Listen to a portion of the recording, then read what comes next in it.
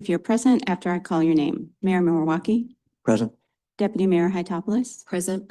Councilmember Matthews, Present. Councilmember Fenton Johnson, Present. Councilmember Nelson, Present. Councilmember Land, Present. Councilmember Schneider. Present. Thank you. And just a quick acknowledgement, this is the last meeting of our current city manager, Blair King, and there's going to be a wonderful event tomorrow at the Rowing Center. I'll try not to smile. And our city attorney, Andrew Summing, and also members of the administration in the waiting room in the back. Let's stand for the Pledge of Allegiance, please.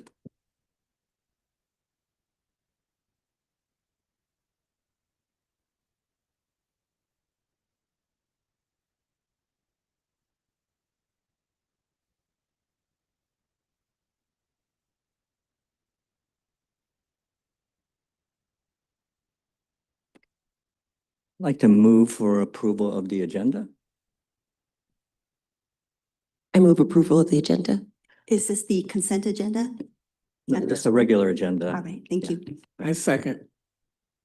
It's moved and seconded. All in favor, say aye. Aye. All opposed? That's 6-0 and the mayor votes aye. Okay, any conflict of interest of anyone to present tonight? Seeing none, I'll move to the first item of business, and it is a proclamation that I'm happy and kind of sad to read. Proclamation by the City Council of the City of Bainbridge Island, Washington, recognizing City Manager Blair King upon his retirement. Whereas Blair King served the City of Bainbridge Island as City Manager with distinction from 2021 through 2026, and whereas Blair has served the public in the states of Washington and California for more than 45 years, and whereas Blair's tenure with the City of Bainbridge Island has included significant achievements such as completion of the Ted Spearman Justice Center and the bundled Madison Avenue project, and whereas Blair has improved the administrative and operational approaches used by the city across many service areas, and whereas Blair's dad jokes, vast municipal government experience, solution-oriented leadership, belief in the ability and value of public employees, and respect for the community are hallmarks of his time on the island. And whereas the City of Bainbridge Island wishes to extend its gratitude and appreciation to Blair for his service and many contributions to the City of Bainbridge Island and the community we serve. Now, therefore, I, Clarence Moriwaki, Mayor of the City of Bainbridge Island, and on behalf of the colleagues on the City Council, do hereby recognize City Manager Blair King on his well-deserved retirement, extend sincere thanks for his exemplary service, and encourage all Bainbridge Island residents to thank and encourage him, dated this date, 27th January 2026.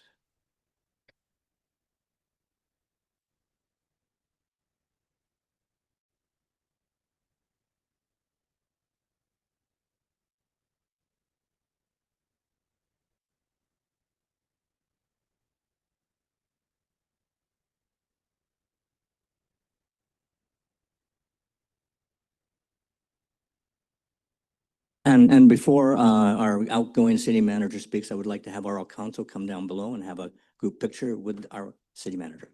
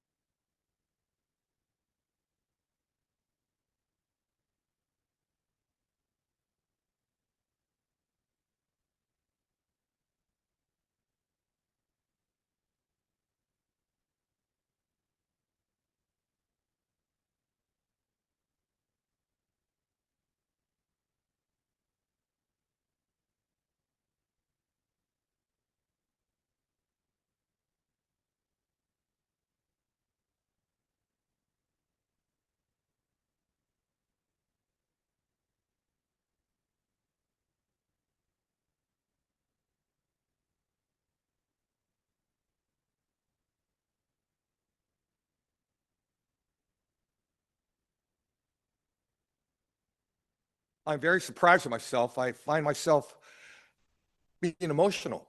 I have no reason to feel that way, but I am surprised. I am very grateful. I want to thank my special advisor, Nancy Adams. In many ways, it's a shared experience. I mean, when you say we're going to move to Bainbridge Island, the other person basically has to agree to that.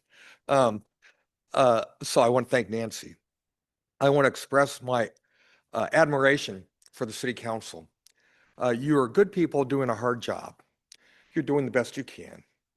I wish the public actually would give you more credit for how difficult your job is and how hard you work at that. It's difficult to make group decisions. It's difficult to make them in public. You know, people talk about things being done behind closed doors. Nothing is done behind closed doors. It's all done in the open. My words for you are Teddy Roosevelt's. It's not the critic that counts, not the person that says how the strong man stumbles or the doer of good deeds could have done better. The credit belongs to the man actually in the arena, whose face is marred with sweat, dirt, and blood, who strives valiantly, who errs, who comes up short again and again, because there's no great effort without error and shortcoming.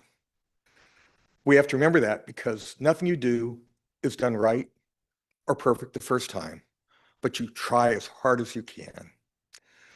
I am privileged to have spent basically my entire career working in local government. I think it's the secret of our democracy. I can tell you I'm a naturalized citizen. I'm an immigrant. It's a conversation about immigration that's of interest to me in this day and age. I think the United States is the greatest country in the world. I think its greatness is because of local government and the work that we collectively do, you and the staff together, honoring democracy, providing service to the public, working in the open. One of the greatest calls to civic action were the Athenians in the 3rd century BC. The Athenians had an oath that the new citizens of Athens would pledge. The oath was, I will bring no disgrace to our city through any act of dishonesty or cowardice. I will fight for the sacred things of our city, both alone and with many. I will obey and revere the city's laws and work to strike like reverence in others. I will work to quicken the public sense of civic duty. That's in all these things. I will transmit this, our city, not only less, but greater and more beautiful than is transmitted to me. That is what we're doing. That is what my pledge has been throughout my career. Thank you for giving me the opportunity to be your city manager. Again, I don't know where the emotions came from, but I can only tell you that it's been my privilege, my pleasure to be your city manager. Thank you.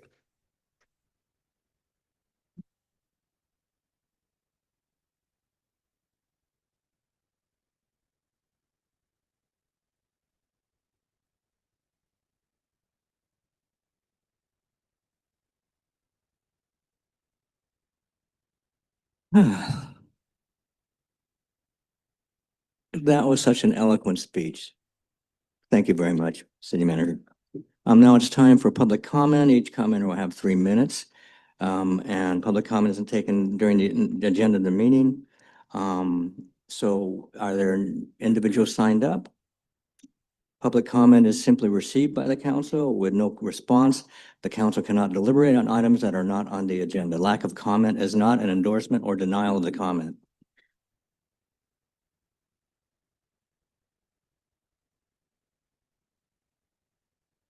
And first on the sign-up sheet is Stephen Hoskins.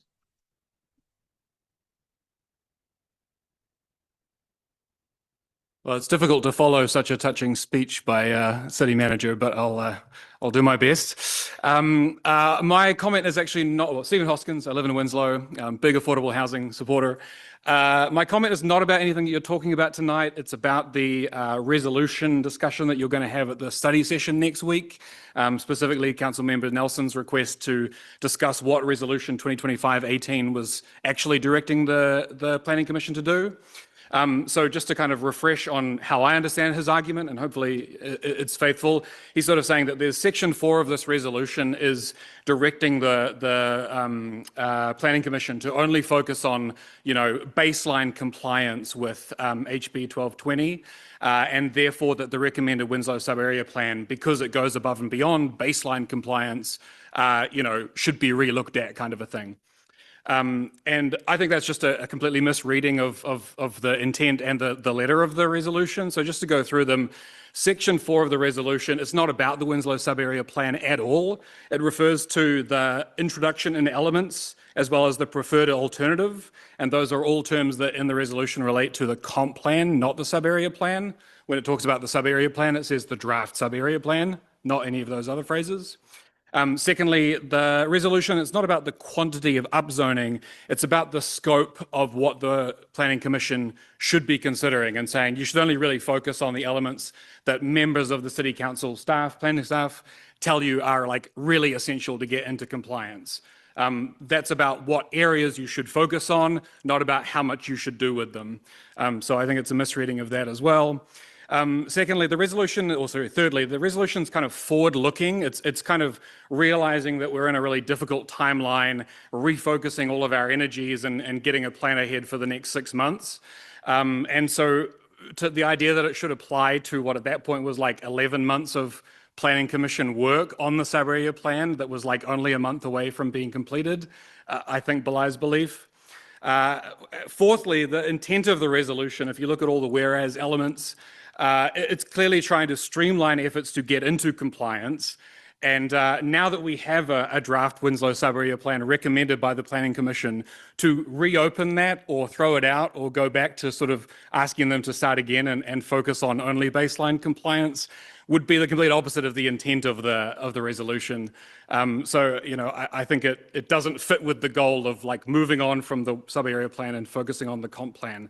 So that seems confusing as well. And then lastly, I just don't even really believe that Councilmember Nelson believes this, because his whole campaign was predicated on the council being, overly pro-growth on their agenda and, pushing for all this upzoning. It doesn't really make sense to me that he would say all of that and then expect that a week after the election was complete with, a lame duck member there, that the council would suddenly be like, okay, forget all of that stuff. Let's do the bare minimum. It just contradicts with his perspective of the council before that. So anyway, I'll put this in an email to kind of specify some of the quibbles I have, but that's my take. Thank you. Thank you, Stephen. Next up is it Bevan Taylor?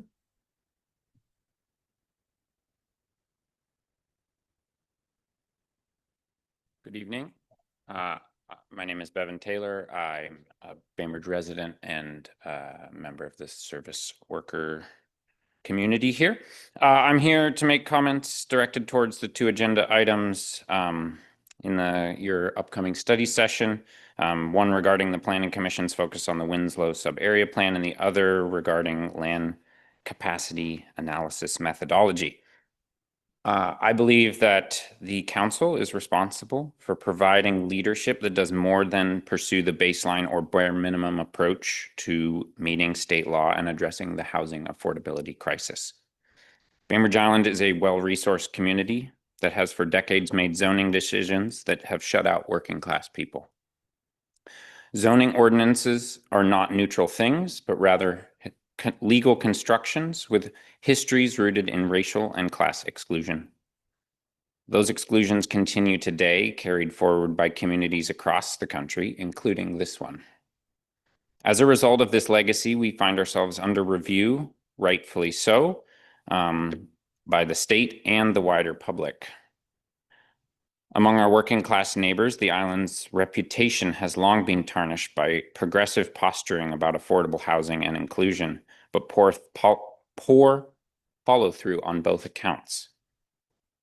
The now classic phrase uttered by many Bainbridge Island residents, "We support affordable housing, but," has always rung as an empty half promise to people shut out of the town they have helped to build. There is no reason to continue down this shameful road, and I urge the council to take bold and decisive action to reverse these decades of exclusion. An affordable, diverse, accessible, connected, and sustainable community awaits. And I, for one, look forward to that possibility. And I thank you for your hard work in making that happen.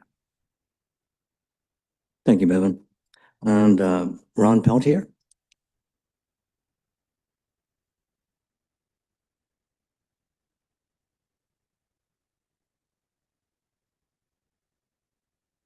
Good evening, council members, city manager and city attorney. Hope you're all doing well tonight. First thing I just wanted to mention, I noticed that the guiding principles are no longer included in the agendas. And I'm kind of wondering how that happened and what's going on with that. It kind of reminds me of 10 years ago or so, I was an activist here on the island. I guess I still am. And anyhow, we had the 5 overriding principles, and I really liked those, and we used them a lot. And there was a big controversy, and we cited those 5 overriding principles. And I think the city got tired of hearing about the 5 overriding principles, and one day they just disappeared. So I'm wondering what's happening. I'll find out somehow. But really, why I wanted to comment was I wanted to recognize Blair King. Blair, not everybody gets to be on the city council or work with city managers, but some of us have. And I think you've set a new standard for city managers on Bainbridge Island. And I know there's people who are going to say, what are you talking about? Because they want to blame you for all the things that have happened at the city. And what they don't realize is that these 7 people here are the ones who give you your guidance as to what they want done. They're the policy setters. So what I say to people, if they don't like what the city's doing, they need to talk to these 7 people, not you. What I really like about you is your sense of humor, great sense of humor. It's fun to like sit next to you at an event and talk and hear some of your jokes and things. Extremely witty, very intelligent, very professional. You've had a lot of praise heaped on tonight, but I'm just heaping a little bit more on there. I hope that you and your wife, Nancy, stay in the community, be part of the community, and that we'll be seeing you around. So thanks for setting a new standard, and I hope that our next city manager comes close to the bar that you've set. Thank you. Have a great meeting. Thank you, Ron. City Clerk, are there any persons online waiting to speak? I believe he's in person. Okay. Come forward and identify yourself.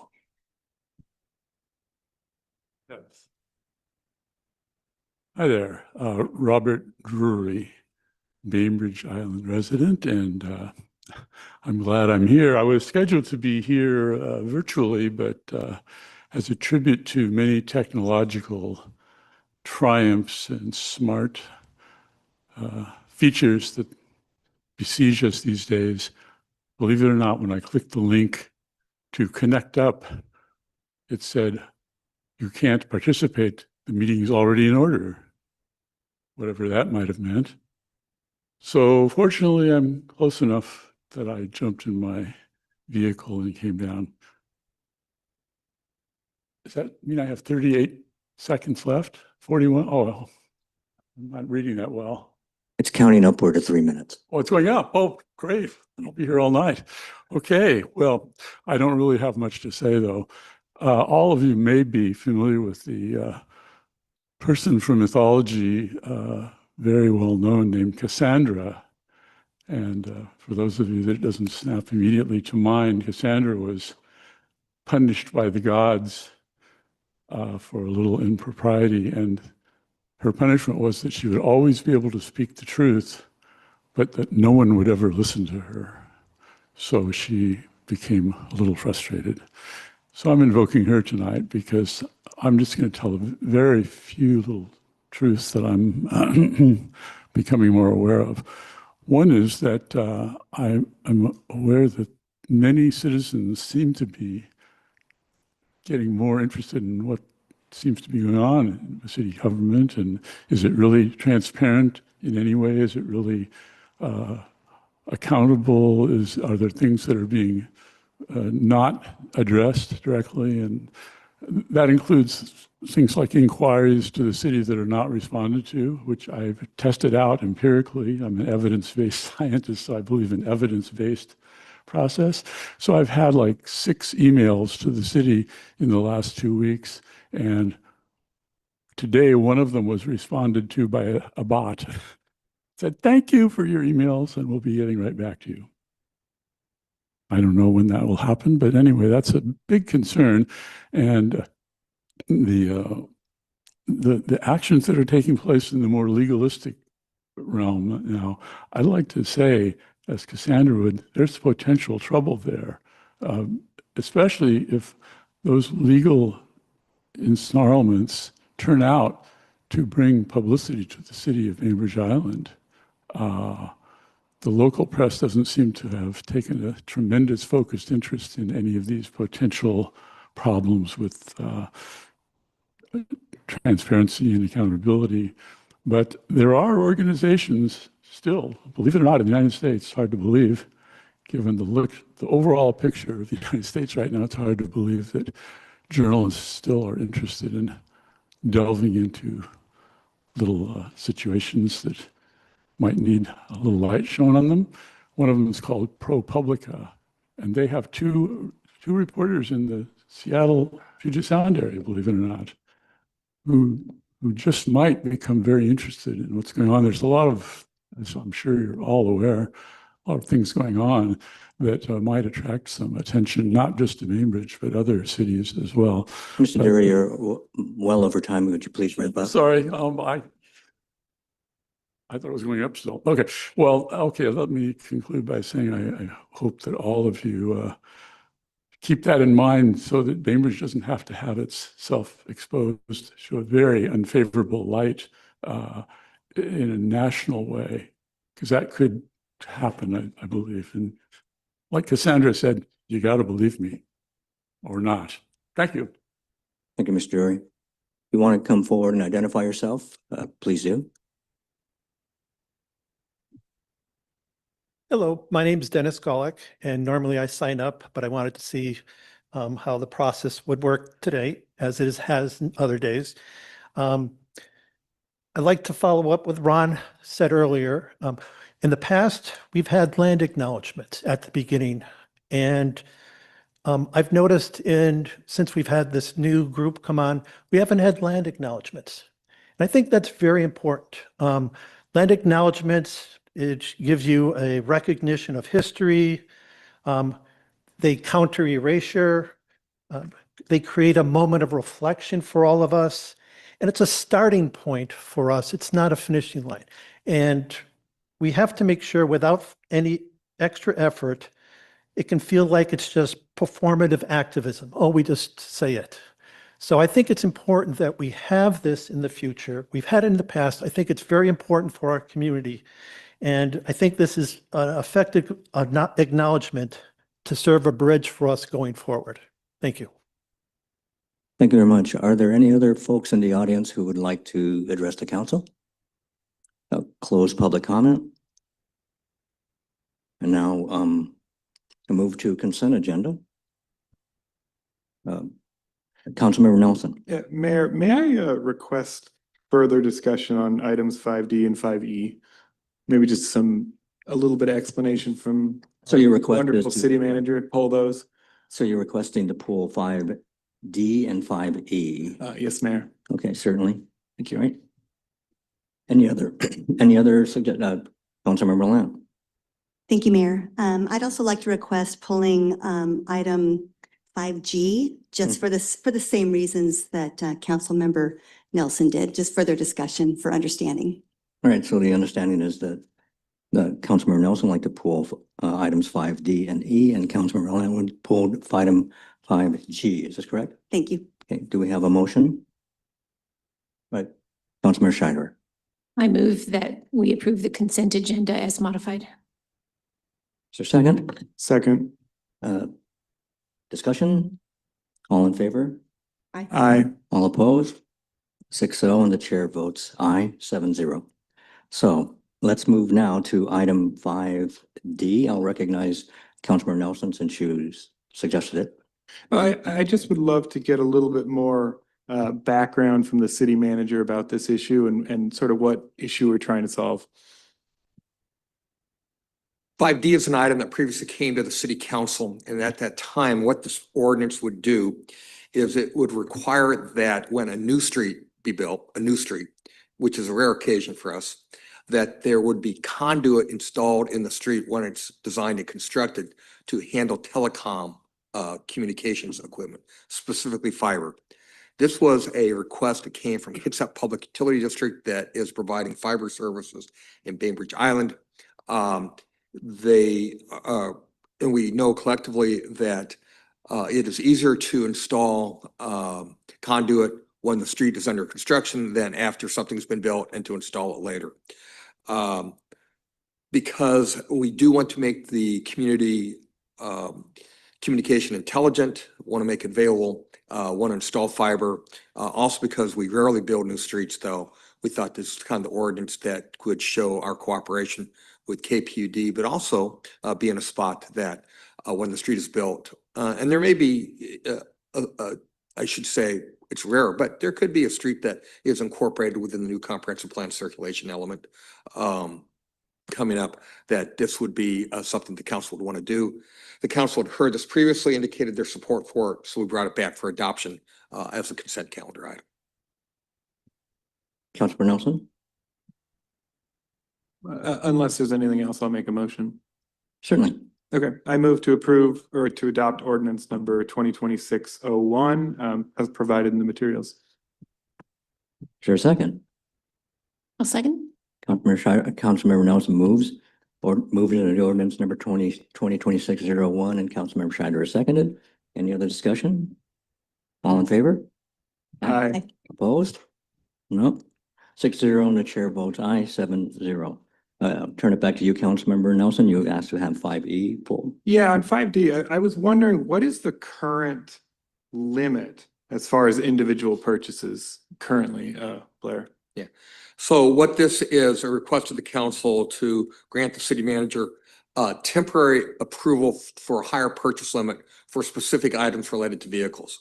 So the city manager pursuant to the city code has the purchasing authority up to $50,000. What we're asking for within vehicles, and these vehicles have been previously approved for purchase as part of the city's budget. It's page 80 of the adopted budget. We have found post-COVID that the supply chain in some ways is still disrupted, and many of these vehicles are specialty vehicles. We buy through joint purchasing agreements. The price comes, and then as soon as the vehicles are available, many public agencies are competing for the same vehicle. This is to allow us to try to purchase the vehicles when they are available. So we're asking for the council for temporary authority to purchase vehicles up to $200,000 based upon the vehicles that were approved within the budget. Those vehicles include 2 police vehicles, a heavy-duty pickup replacement, a compressor, which would be at the $50,000, a medium-duty replacement, an asphalt patch machine. That's the really big, expensive item. That's $325,000. We hope. So with your approval, it would give us a green light to purchase those. When they are purchased, we will come back to the council and ask for council authorization, but that will be post-purchase, but the council will be informed that we've bought the vehicles. And how long is the temporary this temporary power? How long do you have that for? How long does that last? Through 2026. Okay. This fiscal year, the city manager would have it. Okay. And again, it only would apply to the vehicles as the council has approved within the budget. Okay. Councilmember Nelson, If there's nothing else, I'll make a motion. please. Okay. I move to approve the request in agenda item 5E. It's moved. There's a second. Second. Okay. Any other discussion? All in favor, say aye, please. Aye. All opposed? And that's 6-0, and the chair votes aye, 7-0. Okay, I'm going to turn this over to Council Member Lance. You requested to have item 5G pulled for discussion. Thank you. I appreciate this moment to pull this item. This is really just to get further explanation of what this agenda item means to any of us in this day and age where data sharing is very exceptional and we're all worried about it, especially in this climate. Can you just give a little description of what this is going to do? Yes, I will. And I'm calling the police chief, and it is common for public agencies to share data, especially if throughout the state, so that police agencies can respond. The little thing that's unique about this, and I am trying not to be sarcastic, is that we are required to use this data sharing system. So you don't have a choice. Secondly, you are required to use the form that's in your agenda for this data sharing system. Although you could say in theory wise before the city council, we could decide not to, which is true, but you would be the outlier and be excommunicated from the law enforcement community in Washington state. So I'll have the chief go ahead and explain what kind of data is provided to the state and how that's used in law enforcement investigations and enforcement. Good evening, council. This agreement is with specifically Washington State Patrol. The patrol is transitioning to a new platform for collision reporting and issuing citations. We do those things electronically now. This is simply just a new system. Currently, we use the statewide electronic collision and ticketing software known as Sector. They are moving away from that over the course of the year. We are slated to transition. We'll begin the training in April and we'll transition shortly after that. The new system is called the Traffic and Criminal Software Application, known as TRAX. And so that is simply replacing the current system for electronic reporting and ticketing with the new system for electronic reporting and ticketing. The information that we enter to the system, just as we do now, goes to the state, and that's who retains that data. Councilmember Lynn? Thank you for that. I really appreciate having this on the audio and visual record, as well as, you know, it written into the agenda for those people who don't actually do the deep dive into the agenda. So thank you for responding to my question. I appreciate that. If there is no other discussion about Please. this, I'd like to move that we move to approve agenda item G as noted. Agenda item 5G has been moved for approval. Is there a second? Second. It's moved and seconded. All in favor, say aye. Aye. Opposed? Council votes 6-0 and the chair votes aye 7-0. Moving on to, well, the last city manager report from soon to be former city manager Blair King. Yes, thank you. I wanted to provide you a quick update on the work plan update. But during public comment, there was a question about the guiding principles. Let me just kind of explain what's going on. We are in the middle of changing our platform for management of software of the agenda. Our former software went by the brand name of Granicus. Granicus' price was going up. And also I will say that Granicus had a habit from now and then, but typically of going dark at the worst possible times. Normally it was late Friday when we were trying to produce the agenda and it would go out. We felt that we could go to a more reliable software platform. We have gone to a software platform named Civic Plus. It is difficult for everybody with a new software platform. Staff are still getting used to it. Thank goodness I don't have to get any more. We managed getting through this agenda with a Civic Plus. But the clerk is planning or has planned to go ahead and upload the guiding principles into the Civic Plus template. However, we understand that the Planning Commission is currently considering some possible changes to the guiding principles, dealing specifically with some language. And we would like to wait until the Planning Commission changes that or not before we go ahead and add that to the template, just because of the issues involved with the platform. Now, the city clerk is here. She has been working with it. I don't know if Ms. Brown has anything more to add to that explanation, but when I've asked, that's the explanation that I've gotten. Thank you, City Manager. Christine Brown, City Clerk. We have made the guiding principles available on the agenda page as a temporary measure until we have the final guiding principles to add to the template. I'm looking forward to adding those just as soon as the language has been confirmed.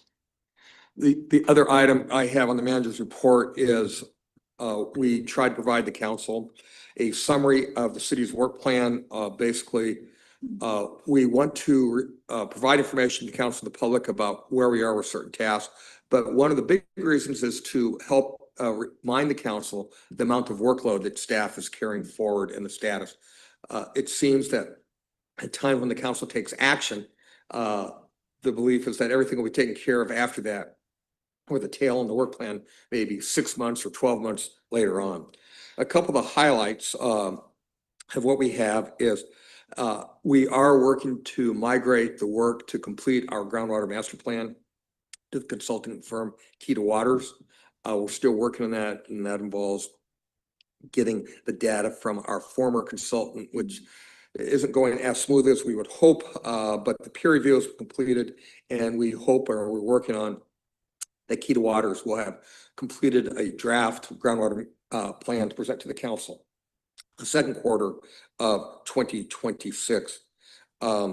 We want to point out that the Eagle Harbor Wyatt work, we hope to have also that completed by the second quarter of 2026. If the council recalls, you approved a configuration of Winslow Way at SR 305 to address some of the line cutting issues. We hope to complete that before the World Cup begins. We needed to wait on state WASDOT's approval to make that because it intersects with their right of way, but we hope to get that completed. And then also we are working on the next level of wastewater treatment plants upgrades prior to the end of the year. The updates on the website are still being worked on. We want to do some things there to give us something to crow about. Shannon Hayes is working on that. And we just are working right now to internal experiment with a bot search internal. We're feeding it questions to see if it can work through our website and come up with answers internal to that. We've completed the ADA transition plan and want to highlight that we've also completed the Suamatsu agreement with the Suamatsu Farm Legacy Alliance. Again, the reason that you're presented with this is to have a little spotlight on the work that's being done, and you'll see it again next quarter. Thank you, City Manager. Well, Councilmember Nelson. Yeah, I had a point of information. When he talked about the Planning Commission changing the language on the guiding principles, does the council have the final say on that? I would assume it would. This was a recommendation that first went from the Race Equity Advisory Commission to the Planning Commission. Planning Commission make a recommendation, come back to the council. Okay, thank you. And City Manager, you mentioned the plan for the 305 intersection at Winslow Way, and that's the route that goes into the ferry. Would you mind elaborating for the community the efforts that are on our legislative agenda to enhance that service? So first of all, the physical change we'd like to make is that there is a right turn pocket eastbound on Winslow Way. You cannot make a right-hand turn into the ferry there, and so that contributes to the problem of line cutting that we have. Public Works has developed a reasonably low-cost applied technology to cut that lane off. We'll keep the green striped lane there for the bike path. Yes, there are right-hand turns still allowed into the condominiums and to the maintenance yard. The City Council is currently advocating the community has identified line cutting as an issue. I think all of us have experienced. It's only when you really need to get the next ferry and when you're waiting for it and 3 or 4 cars cut in front of you and you have the fear that you're not going to be able to make the ferry because someone cut the line. We spent last summer experimenting with photo enforcement. We concluded that photo enforcement will not work for us. We have previously asked the state legislature for more money for in-person enforcement, meaning having a body there at the intersection. We have our requested state legislature provide about $50,000 for Bainbridge Island specifically. We think that the amount of volume that we're going to have for next summer will be significant related to the World Cup and the 250 USA celebration, and we want to be in a spot. I think many residents have been frustrated with line cutting occurring, but we also know that it's a public safety problem and that human behavior occurs if you've been cut off in line. If you're very desperate to make the next ferry, you tend to take matters into your own hands, and we want to reduce the possibility of that happening. And this money would be hiring uniformed off-duty law enforcement to be traffic control and direct focus. Is that correct? Correct. WASDOT has a contract. They contract with a firm. That firm employs off-duty sworn peace officers, and then they are physically there. And, you know, we have they aren't our employees, but we have a range of people. Some people really do a nice job. They're in the middle of the intersection. They keep people from blocking the intersection. They wave people through. People know and pay attention. And then on other times, it's a long day to stand out in the intersection. So. As is human nature. Thank you. Thank you, City Manager. Any other questions for the City Manager's report? Next on the agenda, we'll be talking about and assigning our memberships and boards, commissions, and council liaisons. And one question that was asked, if the city manager explain how council liaison structure works with outside groups and also advisory committees. I've placed on the dais for the council the pages out of the council's governance manuals dealing with the expectations of the council liaisons. Briefly, the council appoints a liaison to the various bodies, boards, and commissions. To the standing commissions, you also could have a liaison according to your rules to ad hoc committees. The purpose of the liaison is to act as a representative for the full council and has no authority to provide any direction or guidance to the committee other than which clearly represents the direction of the guidance of the full council and the city process. Any criticism of the council's actions should be discussed with the full council and never with the committee. The liaison is not to provide their own opinion to the committee or influence the committee's actions. So it is a neutral observer on behalf of the council. The expectation is the liaison will report back to the council and that the liaison will represent to the best of their ability the collective desires of the council. Thank you, City Manager. Questions? Deputy Mayor Itopoulos. I just want to, I just think, especially because we do have new members, that I think this is a very important reminder. I hope everyone will, including those of us who are already here, who were already here at the beginning of the year, really remind ourselves of this guidance. In particular, that the council liaison shall not attempt to influence the work or recommendations of the committee. This really is a hands-off, there if you need me, you know, if you're speaking. I can only speak for myself. I'm one of 7 members, and really just try to make yourself scarce as more of an observer than a participant. I just want to reiterate that before we start taking our positions.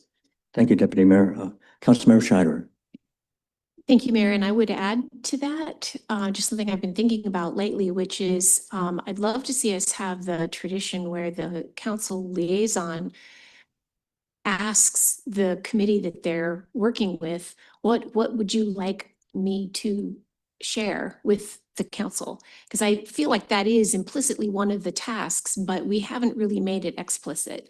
And I know sometimes I'm sitting in a group and I'm not sure what they want me to share back, and I don't want to be overly focused on stuff that, you know, is happening in a board meeting that maybe they don't want to be sharing. But at the same time, I'm sure there is stuff that they would. And it puts a little bit of a burden on the group, on the committee, to think about what they'd like to share with the council. And I think that's a good thing. Any other comments? Councilmember Land. Thank you. Yeah, I was the one that actually reached out and said, couldn't you just remind us of the duties of the liaison and the relationship between council and committees, commissions, boards, et cetera. But Councilmember Schneider brings up a very good point, is what is the best method of communicating between and with these groups without influence, without putting our own spin on it? Is there, if there's a best practice, I would love to hear it. Thank you. I'd be happy to take my shot at that.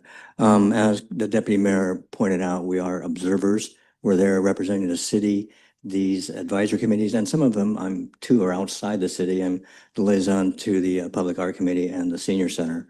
I go to listen. We are also there, though, as a resource. So if there's a question that is asked and you are able to ask it in a proper ability and outside of the scope of what the council is deciding or talking about, by all means do that. And I hope it's been reflected. I've tried to always give a report out on some of the things we're doing. I would ask that the reports be very brief, but just the highlights of what these committees are moving forward on, just so that we would know as a council, as well as the community as a whole, has all these other groups and councils that can know what those committees are doing on behalf of the city. So that's what I would suggest. Deputy Mayor Hightower. Yeah, I mean, I think that when you're there and you see them struggling because they're trying to figure out how to communicate with us, or they're struggling about wondering about something that you can easily answer, those are good times to potentially, the few times you'd want to actually say, you know, if you'd like some guidance, I can share that. Otherwise, waiting for questions, obviously. But I think what I said a few moments ago, but I think just above all, it's how we it's not interrupting and inserting ourselves there, and just always characterizing things as if we're going to say what happened in council, even if we've disagreed with it. Well, you know, this is what the council decided. This is kind of like the range of ideas on the council, and just be as fair and objective as possible with that dissemination. Yeah.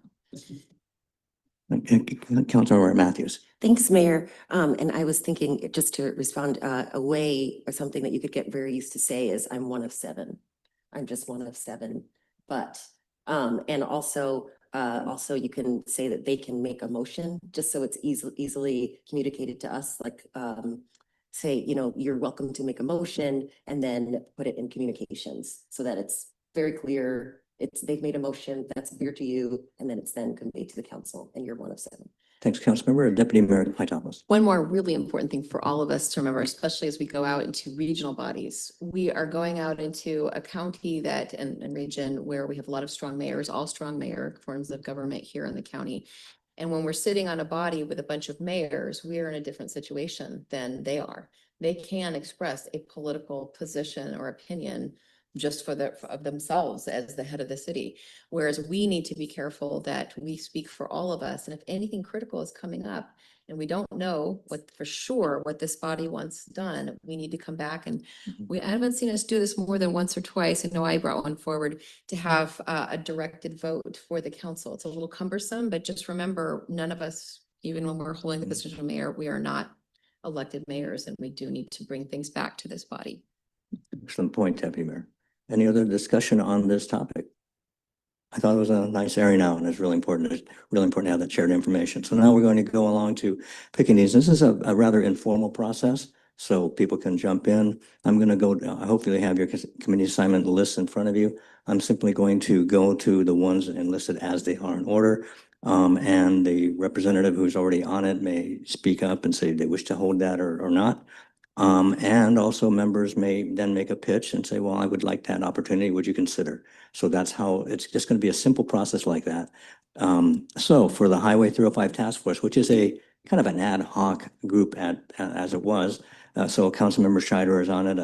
Councilmember Dietz is no longer on it. And that would be, I think it's 3 people, if not, of course. So Councilmember Scheider, if you would explain that, and what would you like to do with that task force? Yeah, it's maybe a couple times, 2 or 3 times a year. It's usually brought up by WashDOT, and it's a really important collaboration that is somewhat unique. I mean, when it was formed, there was sort of nothing like it before. So I would very much like to stay on it. I don't know that there's 3 people. I mean, we could always ask to have a third, but did you mention that there would be 3 people? I can remember, I thought it was 3, but maybe it's only 2. I didn't know. Yeah. I don't know. But It's at least 2. yeah. So are there any members who would like to join the 305 Task Force? Councilmember Brownell Johnson. Yes, I would like to be on the 305 council. Right. And since there's no, I would entertain if someone else wanted to make it a 3-person. I think that'd be all right. So is anybody else interested in this role? Okay, without objection, these are 2 appointments to the 305 Task Force, Councilmember Scheider and Councilmember Brownell Johnson. Right. Okay, Housing Kitsap Board. I'm currently on that, and I am now the chair for 2026. So I think I'm going to stay. Okay, thank you. The Squamish Tribe Intergovernmental Work Group. Those are the members. I would like to stay, and I can't speak for Councilmember Scheider. So what are your thoughts? And of course, there is an opening because Councilmember Dietz is no longer on the council. The Councilmember Scheider first, your existing member. You know, I'm not sure that we had any meetings in this past year, did we? Anyway, I would like to be on it. I'm also okay if somebody else would like to be on it. Mhm. I am more interested in the Poulsbo one, so I'll just put that out there Very right good. now. I don't know who had the light on first, so Councilmember Ashley Matthews, I'll take your call. I would like to be on the Suquamish Tribe Intergovernmental Work Group. All right, and Councilmember Lant? I'm also interested in being on the scoop. Well, I'm glad, I mean, I'm very happy to have that. I will certainly vacate my spot to allow both of you to serve on that, if that's okay with you. All right, so Councilmember Scheider, what I heard from you, you would be okay on staying, oh, wait. I'm fine. Deputy Mayor Hytopoulos? What? So, okay. Councilmember Matthews, Councilmember Lant have shown their interest. And we continue, and Deputy Mayor Hytopoulos, you raised your hand at the end. Yes, Only to say that if your place getting full, I'd be interested. I certainly wouldn't want to ask for it if you want to keep it. So I was just making sure my name was out there if it was needed. Councilmember Schneider, the ball's in your court. Well, I think there's two people up for two, but I'm happy to not be on it, to let somebody else take my place. Okay.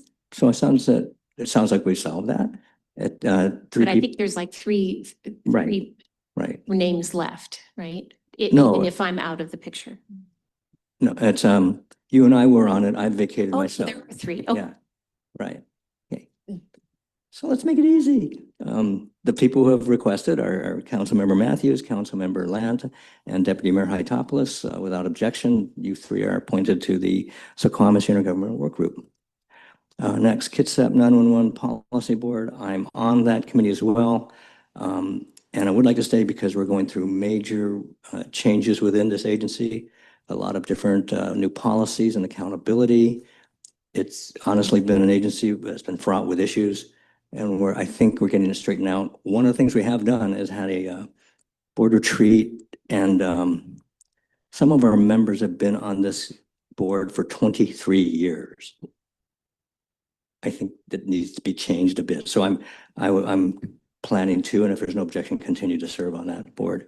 Councilmember Matthews. There's no objection at all. I just wanted to say really thank you for your leadership and really always giving us feedback and a lot of really good information from that board. And you took some initiative when you were first getting started. So I think it's just a. Thank you.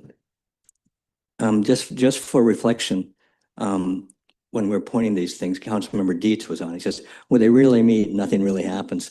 So we're in Olympia, only like 4 days, and I get an automatic phone call. We have an emergency executive session, and the then current executive director had been arrested in Seattle for soliciting minors for sex, and we had to accept his resignation. And I said, "Wow, only been on this board 3 days, and look at this." So they've gone through a lot. I will say that. The Kitsap Public Health District Board, Councilmember Matthews is on it. I looked at their thing and it says mayors, but you are already on it. I would like to see you continue, and I believe you've been elected vice chair. Yes. So without objection, I will vacate my mayor spot on that, and I'll, Thank you. yeah, please. Councilman Lant. Just a point not to forget that Kitsap Economic Development Alliance was there. I'll sorry to pass over that. I don't know if I've ever had an alternate, but would someone like to be an alternate just in case, or no? We don't really have one. Okay. For the health district? Yeah, well, I don't think we never had one. I don't know if that's If there ever was, I would like to be considered, but if there isn't, then yeah. there isn't. Okay, so without objection, Councilmember Matthews will be serving as vice chair of the Public Health Yeah. District, right? Okay, let's go back to Kitsap Economic Development Alliance. Councilmember Matthews is on the executive committee, and Councilmember Dietz is again, so there is an opportunity for a member to be on this. Councilmember Scheider. I've served on it in the past. Obviously, I didn't last year. I would be very happy to do so again. If there's someone else who strongly wants to do it, that would be okay too. Councilmember Lamb. No, if Councilmember Schneider would prefer to be on that, I'm perfectly fine to just sit back and wait for another committee to come popping up here. Look at you two. Why, thank you. So we ended up with Councilmember Scheider. So, and I'm assuming Councilmember Matthews wish to Abstain. continue in that role. So without objection, Councilmember Matthews and Councilmember Scheider will be representing the Kitsap Economic Development Alliance. Okay. Now, Kitsap Regional Coordinating Council, Councilmember Matthews is on it, but I would like the opportunity to serve that since Mayor. the mayor, right? So I guess that, okay, but there should be an alternate. So Deputy Mayor, would you still continue being an alternate? So that's actually not an alternate position. So they've explained to them Mhm. recently, Okay. we do have a second vote there. I'm Oh. ready to step back. It's not working well with my schedule. So Okay. it's a very Yeah. important Right. opportunity. Yeah, so I'll be happy to sign. Is there someone who would like If to be it's the? possible, I would be Yeah, the good. second and Let's do it. stay. Let's do it. Yeah, Right. So we appoint ourselves, right? Okay, good. Okay. Let's but see. I'm now the second. Yeah. You're the. Thank you. The Kitsap Regional Council Transportation Policy Board, the acronym TRANSPOL, and right now, Councilmember Scheider, you're the representative on that. How do you feel of your service? You wish to be reappointed? So I'm sure all of you know that I really value my transportation roles in the county. This one, or in the region, and honestly, this one is not that important right now. I would be very happy to sort of coach or mentor someone else who wanted to be on it, but thanks to some funding, not a lot's going to happen this year because we're not having the normal biannual funding cycle. So I'm happy to step back Okay. if somebody else wants it. And if no one else wants it, I can stay on. So it is open to membership. Would someone like to take this position? We're forcing you back in at Council. All right, I'm still there then. No problem. All right. The Kitsap Regional Coordinating Council Land Use Planning Policy Committee, Transpol. Right now, Deputy Mayor Hytopoulos is serving as that, and I'm the alternate. I'll be happy to open this up if someone would like that. And first of all, Deputy Mayor Hytopoulos, you wish to continue this role? I would, and I would like to say to our KRCC reps to be here, it would be good to find out why there are no more plan meetings. So there have been none for a long time. I even look at their schedule, there was maybe one schedule last year. It used to be sent was more like quarterly, like 4 times a year or what have you. And this is an opportunity for the jurisdictions to come together and talk about the stuff we wrestle with at planning, right? Their planning issues. So I feel a little that we're a bit disenfranchised. Sorry for for making whatever, taking a position here like this, but really, please find out why we're not. I would like to be there when they are reconvened. Okay, were you next, Councilmember Nelson? Go ahead. Yeah, I wouldn't mind being the alternate along with Councilmember Hytopoulos. Okay, I'm welcome to vacate that if you wish to have that spot. Thank you very much. So without objection, Deputy Mayor Hytopoulos with Councilmember Nelson as the alternate. Appointments, no objection. You are now serving in those roles.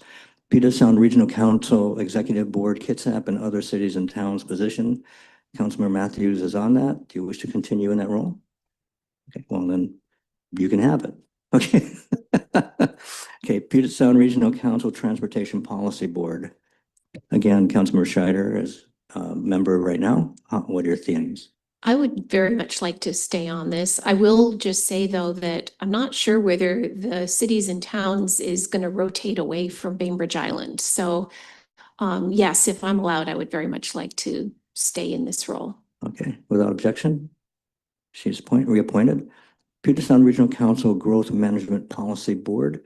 Councilmember Quitzlin is no longer here, so that is an opening. And is it a two position? I wanted to move into his spot and then have an alternate. Good. Okay, so you move up to that first spot, and there's an opening for a second. And Councilmember Nelson.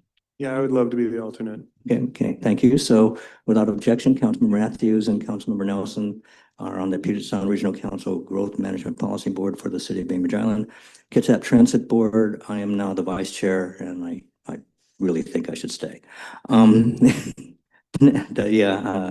Peninsula Regional Transportation Planning Organization Executive Board. God, that's a mouthful. Councilmember Scheider, you are the member of that committee as well. You know, I'm wondering if this is actually a mistake on here because I thought that I rolled off of that last year. It's my favorite acronym to roll off the tongue, but I can re-up to that, or I can let someone else take it. it-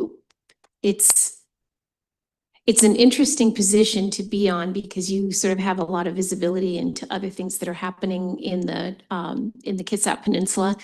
There's because of where we are, there's very little funding that we are actually either entitled to compete for, or I don't know. I think it's one of those things where we really should dig in and find out more about what Bainbridge's role should be on that board. That being said, in lieu of that, having someone sit on there and know what's going on is a good thing. So I can do it if nobody else wants to, but I'm happy to roll off. I saw a light go on. Councilmember Lant. Yes, I would be interested in participating in this either as the alternate or take over your spot, Councilmember Schneider. Yeah, it would be fun to kind of do it together. We could and tag team if needed. Okay, great. Okay, very Thank good. you. So without objection, Councilmember Schneider and Councilmember Lant are on the Peninsula Regional Transportation Planning Organization Executive Board. There's hardly any room in that box for that name. All right. Puget Sound Clean Air Agency Advisory Council, and that is an open position. Councilmember Dietz held that position. Anybody interested in this position? Don't go rushing it out. Councilmember Lant? Yeah, sign me up if no one else is interested. Yeah. And keep in mind, I believe this one's in Seattle, right? This one meets in Seattle? Right? So, I mean, I should have said this from the beginning. Please look at the meeting dates. These are time commitments that you're going to put in your calendar. Make sure you attend these things. So keep that in mind when you're asking to up on that. So Councilmember Lant is missing her opportunity to ride ferries, apparently. So would you like to be on the Puget Sound Area Agency Advisory Council? Okay, without objection, Councilmember Lant serves in that position. The West Sound Partners for Ecosystem Recovery, also known as the West Sound Watershed Council. This is another open seat. My Councilmember Dietz did that. He's no longer here. What? No, this one is here somewhere. I believe this is somewhere on this side of the water. I don't know where they meet or what they do. I don't have an answer to that.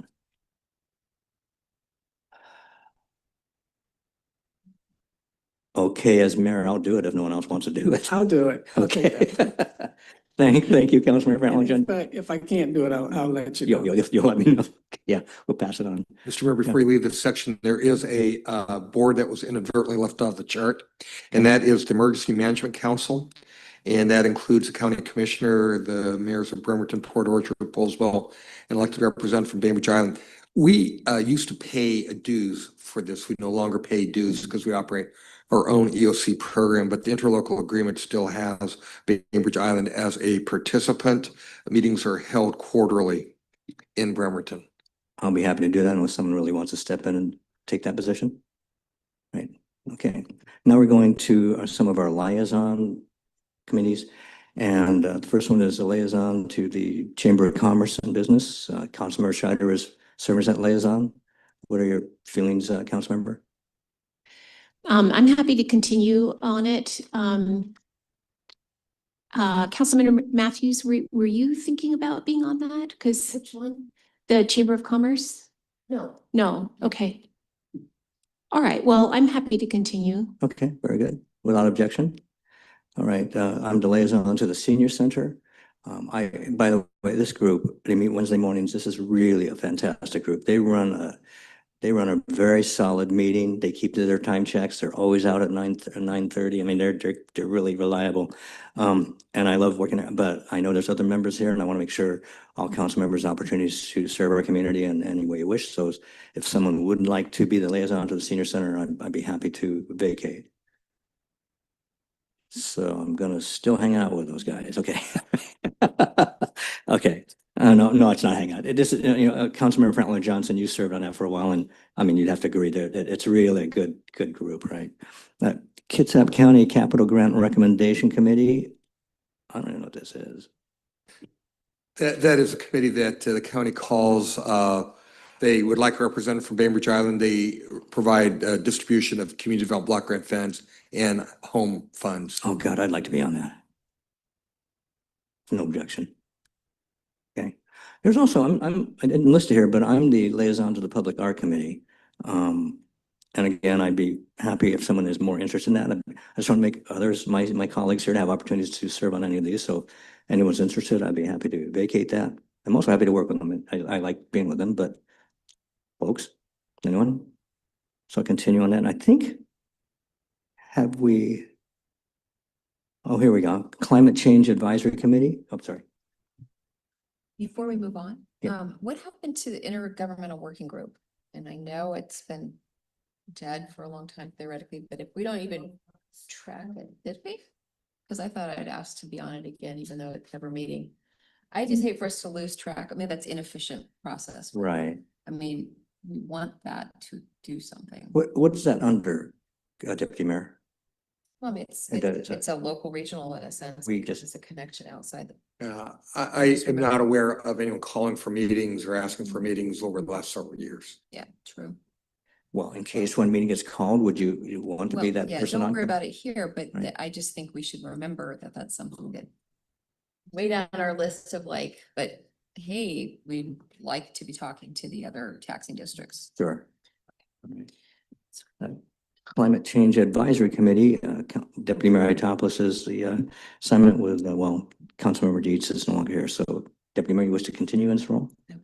Okay, without objection? Oops, thank you. Oh, yeah, in the second spot, sorry. Come on, come on. That meets on the fourth Monday, 5:30 to 7 p.m.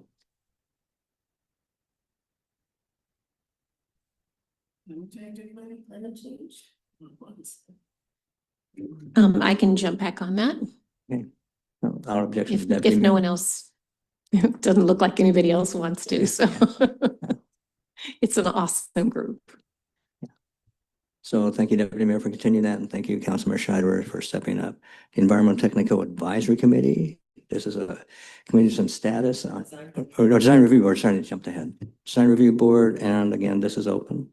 Would someone like to, Councilmember Lant, you would like to be on that committee? Yes, Thank please. you. Yeah. It's a fun committee to be on. I mean, looking at stuff. Yeah, this one, yeah. Environmental Technical Advisory Committee, this is still up in the air as terms of its status, but should it continue, would anybody like to be the advisory person? I'll just leave it as it right now. I'm the current liaison, so let's just leave it at that.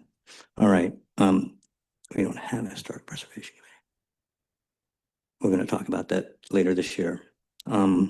Mobility Advisory Committee, and this is new for 2026. Yes, I'd like that one. Okay. Thank you, Councilmember Fowler Johnson. No objection. Thank you, Councilmember. Planning Commission, we'll have to have a liaison there. Everyone knows their hours. Anybody, Councilmember Lant. Oh, wait, who was first? I'm sorry. I want to make sure I got the right. Who was, oh, I have interest in Okay. being on that commission. anybody else interested in this? Councilmember Fowler Johnson as well? No, No. sorry. Councilmember Matthews? And Deputy Mayor Itopoulos? Okay, so I'll let it up to you three folks to discuss this. How are you gonna wish to fill this assignment? I mean, you all three want it, so please discuss amongst yourselves. Yeah, Question? yes, please. Is it hard and fast on our local committee assignments that there is only one or two as noted here? Or can we have some, dual positions or if we so choose? I don't know it for certain. I don't think that's the case here, but Deputy Mayor. I mean, I would certainly step back at some point before we get to that. I mean, we need to be careful because of course we can all be watching for one thing, right? And we probably should right now. So I think that would become cumbersome and we'd lose track of what the obligations are of somebody. The buck's going to stop with one or two of us, I assume. I've usually thought there really should be one, but I believe the resolution called for two that was voted for by this council. Am I correct? So there's two, I guess, at least during this process. Thank you. So Deputy, One Deputy Mayor Hyde, go ahead. Last thing to just, I definitely want to be remain on the steering committee if possible. So I wouldn't want one to not, you know, if we got a position of saying the steering committee is comprised of liaisons, then that would make me even more so committed to being on the planning commission, as the planning commission, All right. one of the liaisons. So Councilmember Lamb so wishes to be there and Deputy Mayor as well. Councilor Matthews, you're, Yeah. yeah. I came from planning commission, so pretty familiar with their work and really want to stay involved with that. I appreciate that. I'm still interested in the commission though. Okay. So, and as Deputy Mayor Hyde said, apparently it's a two slot thing. Question? I'm not Samson, so you guys can, yeah, please. One more question. Yeah. It might be helpful to know if indeed the liaison or the subcommittee or the sub area, will that be comprised only of commissioners or not? That might be helpful to know. Deputy Mayor. And that's what I was going to say. This would help for me to back off. I don't think that ad hoc committee is on here. Yeah, The steering committee. I was going to raise that actually, because I am yeah. interested in that. Yeah. So anyway, should we Well, talk about that? let's finish the planning commission Well, appointment here first. I'm not budging. Okay, all right. Okay, so we're at a standstill on this. So the question is now the steering committee and does that conflict or complement or, so why don't we jump to that if with the council's permission, talk about this steering committee. And, you know, that's a committee that's working with the planning commission on the comp plan. Councilmember Scheider. Yeah, I'm very interested in staying on the steering committee and there's, I guess I would like the team to kind of stay together. I think there is a nice match between being very familiar with what's going on the planning commission. So if Councilmember Matthews was on the planning commission and also wanted to be on steering committee, I think that could be a good match. Deputy Mayor Hytopoulos, I would certainly support you being on both. Is this a 3-member committee? Yes. It's a 3-member committee. Deputy Mayor. Yeah, I mean, I don't think there's any prerequisite for people on the steering committee to be planning commission liaisons. No. So which is why, unless the council is feeling that way, if we did have, for example, if Councilmember Matthews, you wanted to join us there and would bring that voice of the liaison, we should all be watching anyway. Then I will let go of my desire to be a liaison to the planning commission and just keep the steering committee and then open the door for Laura Councilmember White to potentially be the second liaison to the planning commission. I want to answer it myself though. Commissioner Nelson, yes. Yeah, I'm very interested in doing the standing committee or the steering committee. And from my perspective, I have, you know, another job and several kids, so I can only do so many of these committees. And this is definitely one that has been very interesting from my perspective. I watch them all the time and I think the conversation is extremely important, so. Okay, so, and Councilmember Scheider, your lights on? Yeah. Aye. Okay, so if I'm hearing this correctly, we have interest from Councilmember Scheider, Councilmember Matthews, Deputy Mayor Hytopoulos, and Councilmember Nelson. So now we're back. I thought I'd bump to something else and I got to another group. Okay, so we have 4 individuals who wish to serve on a 3-person committee. Please discuss amongst yourselves. And in the past, we sort of, Councilmember Matthews. we sort of went seniority. Yeah, seniority, that makes a pace. That's good. Okay, right. Mr. Mayor. Yes, yeah, City Manager. This may be a committee, and I do not know why it's not on this chart, but I suspect I know the reason. That you may want to bring the charter of the steering committee back to the council as a whole and discuss the charter. When this committee was formed, it was a principally formed for outreach. And part of the discussion at that time was a reflection of this discussion you're having right now is how much policy orientation would this have? And there was language written that it would focus on public outreach and not necessarily policy. I think there's been a little bit of an evolution, and you may want to go ahead and bring this back and talk about then the formation of the charge of the committee as well. Deputy Mayor Hytopoulos. I do want to address that because as a person on the committee who's very vocal about us not thinking that we're making policy, I think that where we have ventured that's been helpful in particular is being that, and we did discuss that openly here on the dais the last time we talked about it, which was having a place where either coming from representatives of the planning commission or representatives of the council, like getting through do we feel like we're not talking? Do we feel like, sorry, there's a communications issue? Are there concerns you're having that we should bring back to our body to facilitate what's been going on? So I think that what we've really taken on is, one, we have continued to speak up to say that we do still want to be have issues brought to us of communication to the community, and not just like a work, just a public meeting every so often, but other aspects of public outreach, and that it's an opportunity to facilitate the process, the procedural parts of the process that may be breaking down in communications. We've got this strange duality of both bodies sort of working, but mostly the planning commission on it. So I do want to defend the committee. Is if we sometimes dip into talking about policy for a few minutes, nobody thinks that anything's happening with that. No direction is being given. It's almost inevitable when people are passionate about the issues. But we do come back, I hope, to more and more like, what more information does a body need, or how might we structure life? The concept of and then I'll be quiet, but the concept of the steering committee, the study session we're having next week, adding another study session in order to process both the motions that were coming forward from Councilmember Nelson, as well as concerns about, is it time for us to weigh in as a body? That came from the steering committee directly from there. And it was to solve the problem of, does the right hand know what the left hand is doing, and that kind of thing, is an example. No, the lights on, so the Councilmember Nelson. Well, I'll just advocate for myself a little bit. In listening to the meetings themselves, even planning staff has mentioned that maybe I should be on the committee to feel that I'm able to contribute to it. And I don't know, I feel like when I'm watching these committee meetings, my own name comes up more often than it should, right? And so it would be helpful, I think, to be at the table. And I would also say once this is all resolved as far as appointment, I might make a motion, okay? Councilmember Franklin Johnson Howard. That sounds like a red flag more than a invitation.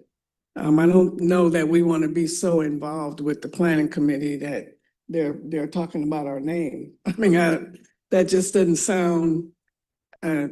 It's not an attractive thing that you're making it sound like. Deputy Mayor Hytopoulos. I think that your name has come up in particular in conjunction with emotions, which we all appreciate the opportunity to be judging, to be assessing. So just to be clear, to everyone else's sake, I don't think we're regularly talking about any of us, but we're discussing how will those discussion points be addressed, and where we could really delve into them. So I think that's it. It wasn't a popularity contest, Councilman Nelson. Although, what can I say? So where we are on this, the city manager said we might want to revisit the charter. We still have 4 individuals that are interested. What's the council's pleasure here? Councilmember Matthews. Yeah, I will step back from the steering committee if that helps. And I would really like to be the planning commission liaison. And yeah, so that helps colleagues. Thank you, Councilmember Matthews. That's very helpful. So, God, we've been bouncing this ping pong ball around. So who are the individuals? It was Deputy Mayor Hytopoulos, Councilmember Lent. Was it? Are we talking planning commission right No, now? the steering committee. Nope. No. Councilmember Nelson, obviously interested, and Councilmember Scheider. So these are now the 3 members that, please, no objections. I would move these 3 names forward to the steering committee, right? Okay, so now we've finished that. If the council's pleasure, go back to the planning commission discussion. And that was a couple of liaisons, is that correct? So where do we stand on this? You know, I hate to do it, but I'm going to pull rank on this one, you know, after I think. Okay, Councilmember Matthews, Yeah, planning commission. Planning Commission. There's two, right? Yeah. And Councilmember Lant, you're still interested in I'll pull rank and I'll take the second spot. that? Okay. Wow, getting a lot of action up here. All right. I'll go with both of those appointments, Councilmember Lant and Councilmember Matthews to the Planning Commission Liaison. Any objections? So I'll move those forward. Mobility Advisory Committee, that's new. Oh, we already did that one, did we not? Yeah. Race Equity Advisory Committee, Councilmember Matthews and Councilmember Quitland. Councilmember Matthews, what's your feelings? I told the Race Equity Advisory Committee this already. I cannot do Monday. I can't do it anymore. So that one's open. So this is open for anyone. Councilmember Franklin Johnson, Yeah, I would, you wish to return to that role? yes. All right. And the objection?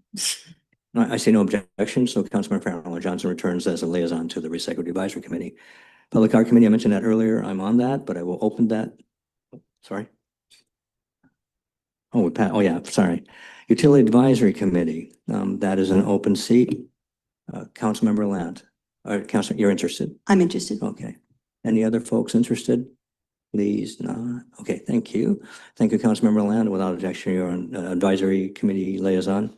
Public Art Committee, I mentioned that earlier. Again, I would make this open if anyone would want to have an appointment. It meets on Wednesday noon, but I'm happy to continue. All right. Okay, so let's move on. Cultural, these two following ones on the list, this is not the year of which we'll be considering those funding sources. That'll be for later. So just move on to the Lodging Tax Advisory Committee. And Councilmember Matthews, you're going to be chair this year because you were vice chair last time, right? Correct? Yeah. Yes. Okay. And you know, everyone's familiar with this. This is the money we get that we allocate for tourism and other community needs like that. And then they present their proposals and then you vote on them and those monies are distributed. Councilmember Matthews was a vice chair, so that moves automatically to chair. And so there's a vice chair spot open. Deputy Mayor Hitopoulos. And I don't think we had it last year. Yeah, I think this is it. I think this is the year, yeah. So someone has to serve as vice chair. Councilmember Matthews will be the voting member. The vice chair is there but does not vote. I'm trying to make this as attractive as possible. Yeah. Anyone, we do need a vice chair appointment. And what this means is a 2-year commitment or two-term commitment. You become vice chair and then you will be the chair for the next cycle of the Lodging Tax Advisory Committee. When do they meet? Hardly ever.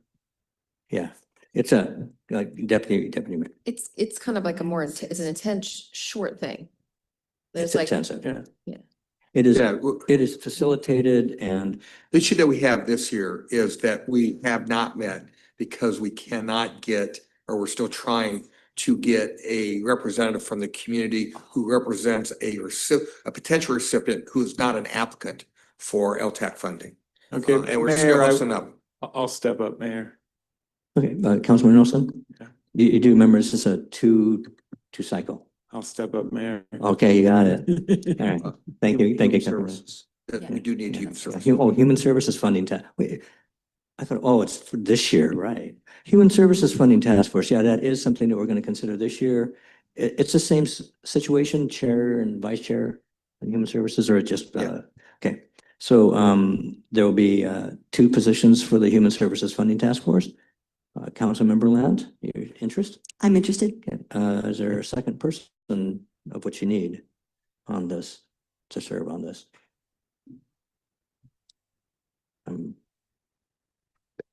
I will do it since I'm rushing ahead of everybody else. And it's okay, so I'll do it. That's okay. So Councilmember Lant, and it's a chair position, so you would please do that role. Okay, thank you. Let's see, what do you got? Anything left here? I'm sorry, Mayor. I didn't you're a actually member- hear what you just you're- told me. And I nodded like I did, but I didn't hear you. That's okay. No, you'll be the lead Thank you. from the council. Okay, this one is the Association of Washington City Scholarship Committee. It's a program by that organization to, students come in and they get grants to further their education. Last year it was Councilmember Matthews, Councilmember Fanley Johnson, and Vice Deputy Mayor. We just did it maybe a month ago. We just did it Right, recently. Okay. We just Oh, chose yeah, for no, 2026. Okay, so it's over. Yep, so it's Okay, over. Okay, good, done. And it wasn't the names that are on this. Okay, well, let's move on. Sustainable Transportation Committee. This is a continuation, or these are new appointments? These are new appointments? Okay, Deputy Mayor Hytopoulos. It should be sunsetted now that there's a standing committee now. Yeah. Yep. Yeah, because it was a 2/24. So let's pull that off. The consideration of a gasoline powered leaf blower ordinance. Councilmember Lant wish to be on that. Okay, Deputy Mayor Fanley Johnson. I mean, Deputy Mayor Hytopoulos. Hey, you got a quick promotion just for a brief microsecond there. Okay. Any third member? Do we have to have three members? I don't know if we have to have three members. Was it that, or we had probably, so we wouldn't have ties? Is that what we did? Or, yeah. So it would be good to have three members so that it's, I mean, this is a hot topic, right? So actually, if there's not anybody who's a third member, we may need to reconsider whether we're even going to have this conversation. But this was supposed to be that we had, just as a reminder for everybody, an ordinance had come through, a fair amount of work had been put into this. The council wanted to do some tweaking, and I think I was the person who suggested that we take it offline for a subcommittee to work on. The council could bear more of the work of bringing back a resolution, so we aren't burdening staff more or the committees. So I'm still on board with this. We just recently got a request for an ordinance along these lines, I think this week. So it would be great to have a third person. In fact, even if it was somebody with a slightly different perspective, they might think than where it was going, because more voices in the development of an option. Who's on it so far? Deputy Mayor Hytopoulos and Councilmember Lant. I mean, I would do it if no one else is interested. Right. Councilmember Matthews also, so no objection. Those three members are on this task force. And waste reduction implementation. What is this? Yeah, what? This ordinance, the ordinance the council adopted requires an annual review of those containers that are acceptable pursuant to the ordinance. Staff has found it beneficial to bring the ordinance, also other implementation enforcement elements of the ordinance, to a subcommittee. We typically have we typically have businesses that want to opt out. We also do the annual products to be added to the list. This year we added burrito bowls, and we dropped out lids, for example. Deputy Mayor Hytopoulos, I would hope that you would want to be interested in this. They want to, Yeah. and would also say that it's a forum for other things to happen. So for example, I mean, I know I've been requesting for a while that we try a positive reinforcement approach, like providing some sort of an award or seal or whatever to people who. There is a we all proposal actually floating around respond. the city manager's office for that. Councilmember Matthews. Oh, I'm sorry. I hate to do this. I have to sell back my gasoline leaf powered blower seat. I mean, get out of there. So you're leaving that. I'm gonna leave that. The gas powered task Technical force. for me, yeah. Okay. Great. Okay. Technicality. Well, we'll take that. We'll come back to that. Waste reduction. So there's a Deputy Mayor Hytopoulos. Are there? You don't see other lights on for this? I'll be happy to assist you. Okay. Anybody else? Then you're just trusting us too far. Yeah, Councilmember Fanley Johnson? Yes. Okay. Thank you, former deputy mayor. Yeah, and the joint Bainbridge Island Paulsbo subcommittee, it's we meet every few months or something like that. I would of course like to be on that. Councilmember Lant, you're interested in this? And Councilmember Scheider as well? I'm interested. I'm probably a little overbooked as I look at everything I've signed up to do, so I guess I could let that one go. Okay, so that's a no or a maybe? Is that a maybe or a no? I'll let it go. Okay, so that is a Councilmember Matthews? I would like to stay on it if Okay, possible. very good. So we have our three members for that. Are we finished? Oh, Councilmember Nelson. Oh, wait, we have to come back to leaf blowers. No, we didn't. We got one. Okay, we're good. Two people. All right. Councilmember Nelson. I wanted to circle back to what Blair had said about the steering committee, and would you entertain a motion? Yeah, you can always put a motion. Okay, I want to move that the charter for the steering committee for the Winslow Sudbury Plan and Comprehensive Plan be brought back to the city council for consideration, including whether the membership should include citizen participation. Second. Second. Okay, is there discussion? No discussion? All right, call for the vote. What you got, Deputy Mayor Hatopoulos? I do want to speak to it before I vote no. This has a function. We have other places for direct citizen involvement. This is a working group of people of members of these two bodies to come together and get work done. And it is just not the forum to bring citizens in. And the council is sort of what the city manager was talking about when he was giving his goodbye to us about how our work really is done in the public. And we have so few opportunities to work together. To give that up, it's why we jealously guard study sessions from public comment, for example. At some points, we have to actually work. And so I would fight pretty vehemently against, ironically, a committee that is supposed to be addressing, public participation, among other things, against actually directly having public participation in that committee. Any other, Councilmember Scheider? I'll just support what Deputy Mayor Hatopoulos just said. Councilmember Matthews? Thank you, Mayor. I support my other two colleagues, but I'm wondering if Councilmember Nelson would entertain a friendly amendment to strike just the second part of that. And do you mean the final proviso as far as citizen participation? yes, Feel free to make the motion to amend. I move to amend your motion To strike the second half of your motion and to go forward with bringing back the charter of the steering committee. There's a second for that? Second. Okay, so there's a motion to amend the motion to eliminate the latter half of this. So it'd be just the charter being brought forward to the council. Is that my understanding? Mhm. Very good. Okay. Councilmember Land, discussion? All right. Okay. Just Councilmember Nelson, you have something else to say? I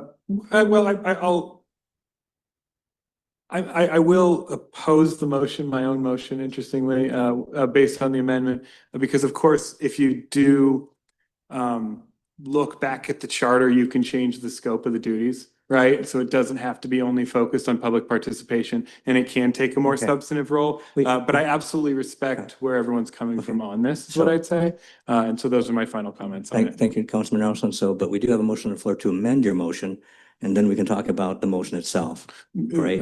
Okay. Fair. Yeah, no, it's already been seconded. So we're Okay. discussing the amendment and any just further discussion? I'll call for the vote on the amendment. All in favor, say aye. Aye. Aye. Opposed? Nay. Okay, so that's 5-1. The chair votes yay, so that's 6-1. All right, back to the original motion, which is, you can restate it, Councilmember Nelson. That would be move that the charter for the steering committee for the Winslow Sudbury Plan and Comprehensive Plan be brought back to the city council for reconsideration. And you mentioned that you are opposed to it as amended. I apologize. I meant to say I was opposing the amendment. Yeah, I'm going to support the motion because I think it should be done anyway. Yeah. Right. But I did Okay, want yeah. to put out there this idea of citizen. I understand. Okay, it's about the motion. We can't be discussing something. The motion hasn't. Very good. Thank you. Deputy Mayor. So it is reconsideration new, and it's probably not intentional, newly added to this as opposed to just for discussion. Reconsideration. That's what you said. Okay, Councilman Nelson, yes. I'll move to amend my motion to strike reconsideration, state consideration. Okay, is there a second to that? Yep. Deputy Mayor, seconds. Is there discussion to that amendment? All in favor for the amendment, say aye. Aye. Opposed? Council votes 6-0. The chair votes yay 7-0. So now we're back to the original motion. And it's already been seconded, so it is still on the floor. So calling for a vote on the motion from Councilmember Nelson. All in favor, say aye. Aye. Opposed? And the chair votes aye, so it is 7-0. So thank you, Councilmember Nelson. Thank you. So we're finally off the regular business 7A. Are we good there? Yes. Excuse All me, right. Mayor, one question. Councilmember Allen. Inquiry. Regarding other committee and ad hoc committee assignments, how soon or what's the process as those committees or the TBDs are unveiled or unveil themselves? What would be the process to assign? Well, I think by definition, if it's an ad hoc, it's going to be coming up as we don't know what that means or what it may be or when it may be. So when those opportunities come up and a new committee is desired by the council, then we propose or move it forward. I guess I'm looking for some follow-up on things like the intergovernmental work group, because I think that is an important something to keep in mind, maybe as a future discussion point. And there were some other groups that were TBD versus ad hoc that I just want to keep, the Historic Preservation Commission, for example. I just want to keep that on our radar and know that it will be coming up, That's true, but it is coming up, so there's no need to discuss now because there's nothing to point to.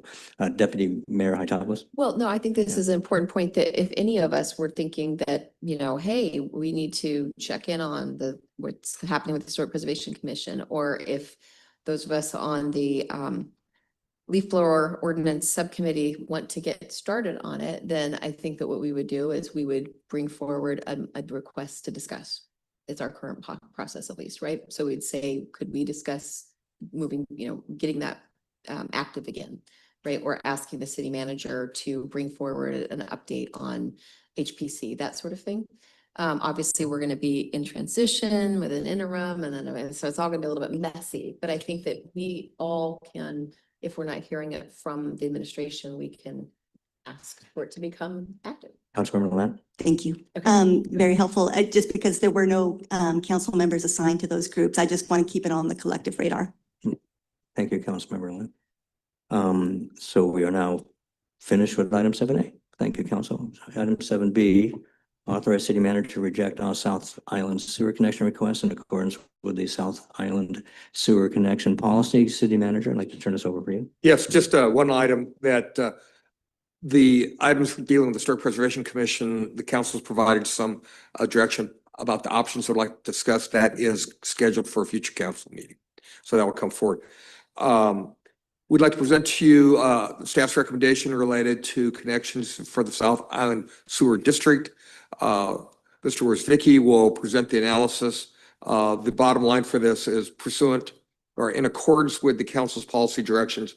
The applicants that we received for connections do not meet the criteria, and the recommendation is deny connection to for all applications. And Mr.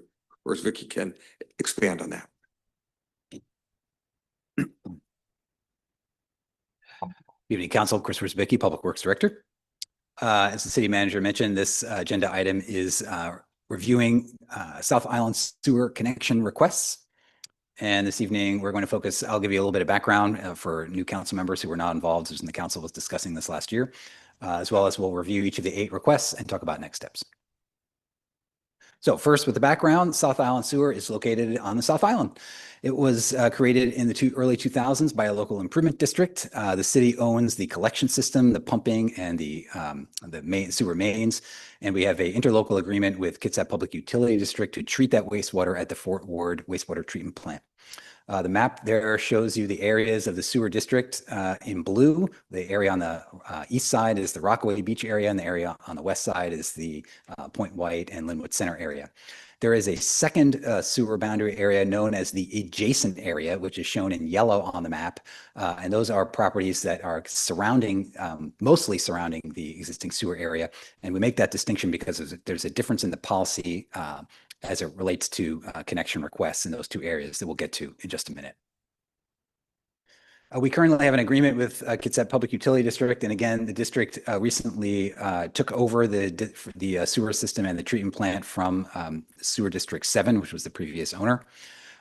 So now we are dealing with the KPUD. We have 481 original connections, or what we refer to as equivalent residential units, or ERUs. All of those ERUs are either physically connected, about 350 or so, or they were originally reserved as a part of the LID in the when the system was created. The City Council approved an agreement in May to allow up to 25 new connections over the next 4 years, or approximately about 7 per year. That was via Resolution 2025-05.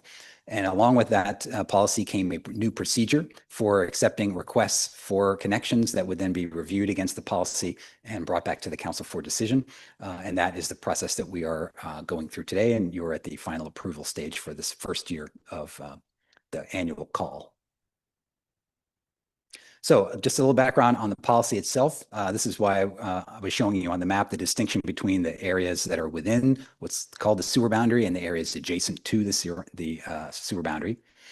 Within the sewer boundary, the following types of developments would be allowed to connect: new or existing public facilities, existing residences with a failing septic that are constrained by a critical area, existing residents with a failing septic that's not near a critical area and with no alternative, an existing low-income residence served by a failing septic, an existing commercial business requiring additional ERU for non-expanded use, and new residential if it was deemed affordable. Within the adjacent sewer boundary, it is much more limited. That's limited only to new or existing public facilities or existing residences with a failing septic that are constrained by a critical area. So let's look at the 8 connection requests that we received. We opened the call, I believe it was in July. First connection request is 5492 Rockaway Beach Road, that you can see the parcel there in yellow. This parcel is not located in either service area or the adjacent open area. It has an existing single family with a functioning septic. The recommendation is to reject that request. Request number 2 is unaddressed parcel on Point White Drive Northeast. It's located in the adjacent service area. You can see it's a very small parcel there in yellow. It has an existing garage. It does not have an existing residence, and it is encumbered with wetland areas. The recommendation there is to reject this as well. Connection request number 3 is 4625 Rockaway Bluff Road. This is located in the adjacent service area. It has an existing single-family residence served by a functioning septic. It does have quite a bit of space outside of critical areas. Again, the recommendation is to reject. Number 4 is 4552 Point White Drive Northeast. This is located within the sewer area. This one is a little bit tricky. The lot that you see there highlighted in yellow was actually a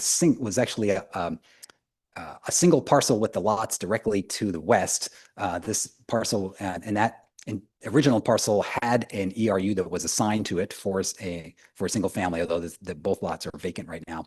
The lot was created, a second lot was created via a condo process, and a request was made for a second ERU for a residence on that lot, which does not meet the criteria of the policy. So the recommendation is to reject.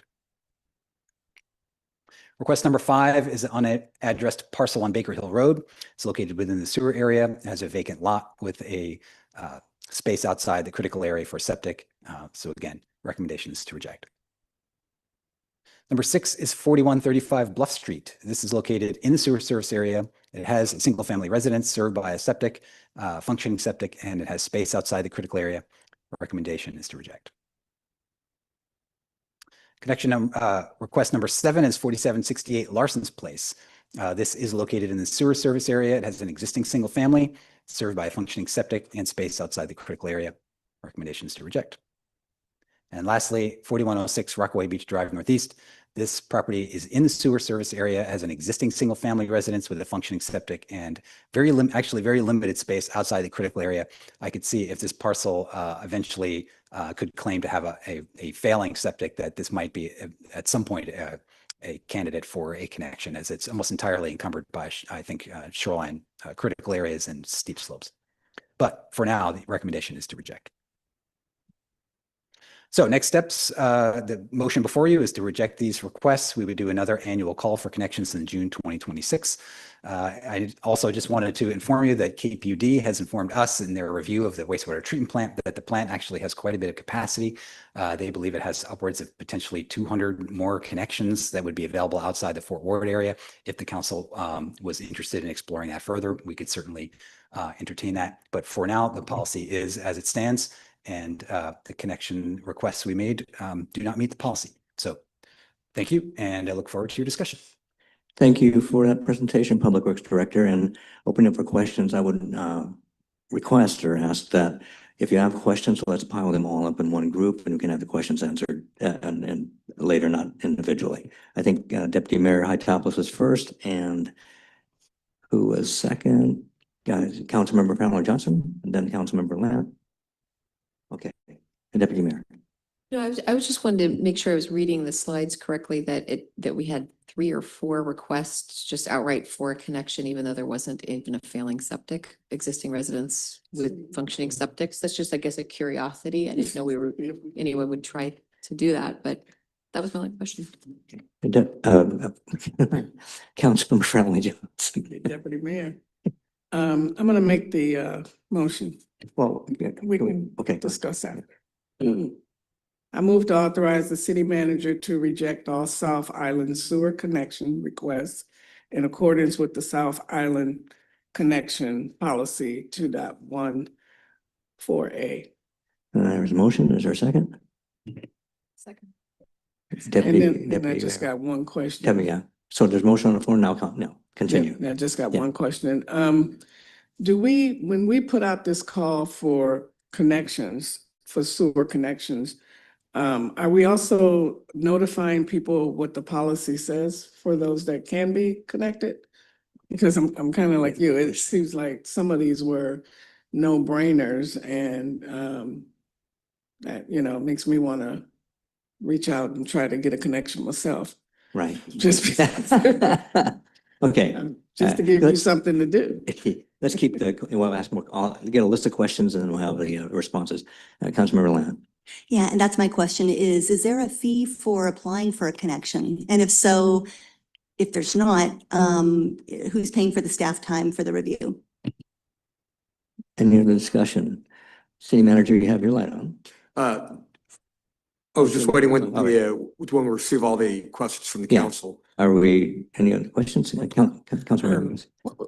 I forget exactly what the policy was, but just in looking at some of these addresses, I'm thinking that the one next to the Roost property where they're looking like trying to split would be affordable housing. Is there something that's in the policy for that? And then can they reapply the next year if it is for affordable housing? And that's another question. Any further questions for staff or the city manager? Okay, so let's find the answers. Well, as for Vicky, this is pursuant to the process, is an annual process. So people can apply annually for this. And we can't speculate on why people would apply that clearly don't fall. Yes, we do provide the guidelines. That's a part of what goes to the applicants. And we can't speculate why people would apply that clearly fall outside of it. Yes, that's what I was going to say. We did confirm, yes, we do make the policy available to folks who want to apply. There is no fee to apply. So the staff time goes to the allocation for that particular staff person's review. And there's a number of different people who worked on the review of these applications, including myself. Yes, the city manager mentioned applicants can apply every year even for the same parcel. If the conditions change, we would reevaluate. And I think that's all the questions. Did everyone's question get answered? Everyone's. Yeah, if the conditions changed, and we would certainly reevaluate it again next year. Okay, thanks, Director. Any further questions? I'll call for the question. All in favor of the motion, say aye. Aye. All opposed? That is 5-1. Yep. And the chair votes aye, so that is 6-1. Motion passes. Okay, item 7C, authorize the city manager to execute a purchase order for radio read water meters for Winslow Water System. Yes, Mr. Mayor, we want to highlight some cool technology for the council to show you that we're contemporary with any other water agency. Mr. Wiersbicki can talk about remote meter reading.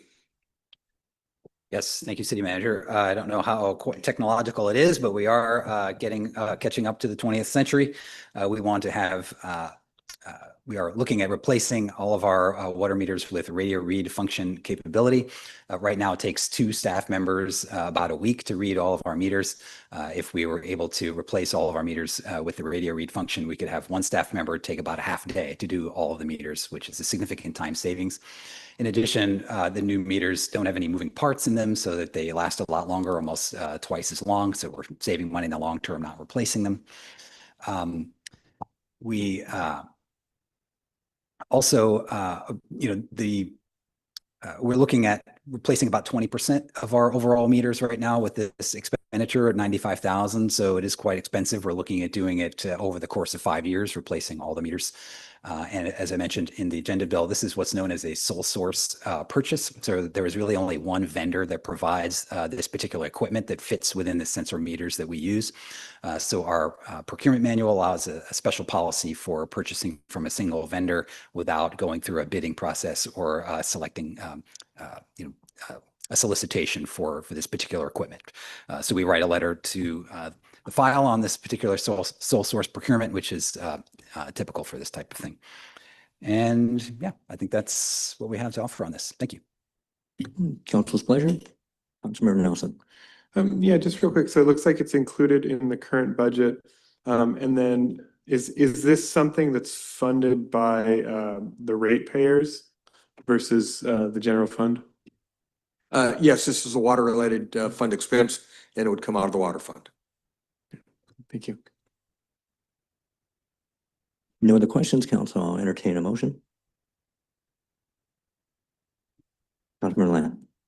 I move the city authorizes the city manager to execute the purchase order for radio read water meters for Winslow Water System.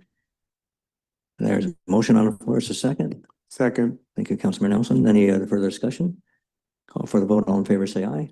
Aye. Opposed? And then that's 6-0 and the chair votes aye 7-0. Item 7D, approve recommendation from the council's executive search committee of the firm selected to be interviewed by the full council for the recruitment and selection of the city manager.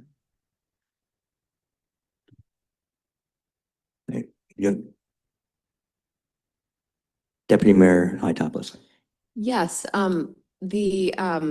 the subcommittee had, as you know, had done a process by which we had interviewed a number, I'm not sure if I remember if it was 6, 8 organizations, and we had narrowed it down to a small number of 3. As we know, we're not going to be working with the our first selection. So we are recommending that we actually ask the next 2 are these 3 groups are the ones that all 3 of us at least felt at least somewhat comfortable proceeding with. Have these other 2 organizations come and present to us all for the public to see as well. And then we can decide as a council which of these we would move forward with, and to do so post haste. Is that the right word? Thank you. And those entities are Bob Murray, which is the name of the organization, is actually at this point run by a woman. And is it Raffatellis? Raffatellis. All right. That's our recommendation. Is there a motion on this? We have a motion. I'm so sorry. There. Yeah, you have to have a motion. Sorry. You've got it. I'm sorry. Let's all not rush to this. Okay. Yeah, we have it. You have it there, Deputy Mayor. I move. Are we waiting on a motion? Oh, sure. If you have the motion. I can do it. I move to approve the Deputy Mayor, recommendation. got it. Yeah, Okay, sorry. okay, sorry, you guys. Yeah. Yeah, the city council, let's see, I move to approve the recommendation of Raffatellis and Bob Murray for the council to interview on February 10th. Is there a second? Second. Thank you, Councilmember Nelson for the second, and Deputy Mayor for the motion. Any discussion? Seeing no discussion, call for the vote. All in favor, say aye. Aye. Opposed? Council votes 6-0, chair votes aye 7-0. So thank you. Communications, and again, on communications, Councilmember Nelson, these are just, there's not a discussion. All this is to move it to a point where we do discuss it. All right. So, a request from 8A, from Councilmember Nelson. Do you wish to have a motion? Oh, wait. Yeah, point of Point order. of order. Councilmember Matthews. Thanks, Mayor. Oh, Matthews, sorry about that. Yeah. That's okay. Jumped ahead of you. Yeah. Thanks, Mayor. So this was something we had discussed last year. We're not. No, I'm just teeing it up and then we can discuss. So I just put it on the agenda. It was something we had discussed last year that was of interest then, of having some youth involvement on boards and commissions. Several of us went on a walk, a high tide walk recently, where there were some youth from Hyla middle school or high school that really jogged my memory of this. And so, as you can see in the bill, there's some issues that will be coming up, such as e-bikes, that will be great to have youth involved. Okay, again, this is a motion. This is not to be discussed, just move it to. So do you have a motion to move this to a future study session? Or? Sure, yes. So I move this discussion regarding youth participation to a future city council meeting. Okay, there's a second for this. Second. Thank you, Councilmember Nelson. Any further discussion? We can't discuss, no, sorry, caught myself. All right, all in favor of the question, say aye.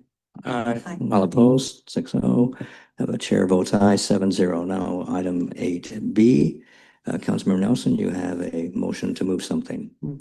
Yeah, I move that in connection with the Housing Accountability Act selected review, that we have a future study session where we invite representatives of the Department of Commerce to provide technical assistance directly to the city council and to answer questions for the city council. Okay, is there a second to the council member's motion? Second. Okay, Councilmember Lamb. Okay. All in favor of the motion, say aye. Aye. Opposed? 6-0. The chair votes aye, 7-0. Now we do council announcements. Wait. Can I speak to this? Excuse me, Mayor. No, you can't. We're moving it to a future meeting to discuss. I'm sorry, Deputy Mayor. I just want to speak to making a request that this come back very soon because it's timely. Okay. Thank you, noted. Councilmember Schneider. Thank you, Mayor. Just in terms of our process on the request to request, I just want to make sure that, first of all, it's okay to briefly, succinctly rephrase what it is that we're asking for, because I think it is important for, anyone of the public watching and, just for our own. And then I think there is room for discussion, because the whole point of asking to ask or asking for the right to discuss is time on our agendas. And so there may be, it doesn't happen very often, but there may be reasons why we choose not to discuss a certain issue. So I just wanted to mention that it's not that there's no discussion, it's just that we're not trying to dive into the issue itself. Does that make sense? Yeah, thank you, Councilmember Schneider. And it's been my experience that this has been brought up and we spend many, many minutes discussing something of which you said we want to discuss in the future, that's really not a first touch. You already jumped to a second touch. So I just want to, there's a balancing line there, but I want to make sure we do follow our process correctly. Okay. So we're now on council announcements. Councilors, any announcements? Councilor Matthews. So I have some, I guess, let's see, last week I was able to attend the Association of Washington Cities City Action Days in Olympia. And there were, I think it's a record number of attendance. There's so many things to talk about right now. Housing was a large issue that came up. So lots of talk about housing. Obviously, all the current events currently around ICE and law enforcement were top of mind for everyone. And we had a sort of coalition dinner with Gig Harbor, Port Orchard, myself and Polsbo. That was really well attended. And then this past week, and then last week we also, Mayor and I had a meeting with other community leaders and the school district on what exactly is the school's response to if ICE comes to school and contingency plans and safety plans for students, and that will be a larger conversation and very important and timely as Saturday, we all know what happened. And then what else happened? Oh, we went to Olympia yesterday.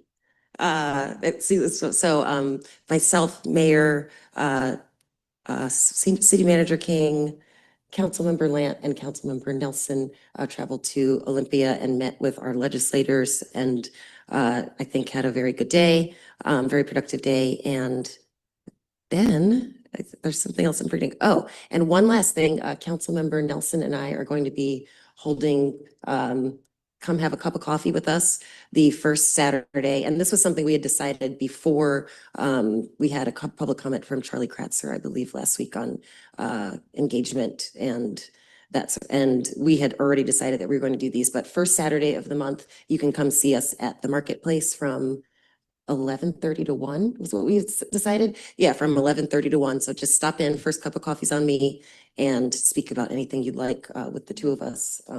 Yeah, so we'll be there. And we're going to start that March 7th. So not February, but give you lots of time. We'll keep reminding you, and March 7th will be the first day of that. Thank you, Councilor Matthews. Any other announcements? Councilor Nelson. No, I'll just pile on that, and we are trying to do sort of just joint representation of the South Ward and really have a united front to try to make sure that we're accessible to our constituents and that anyone can, learn from us, tell us what's on their mind.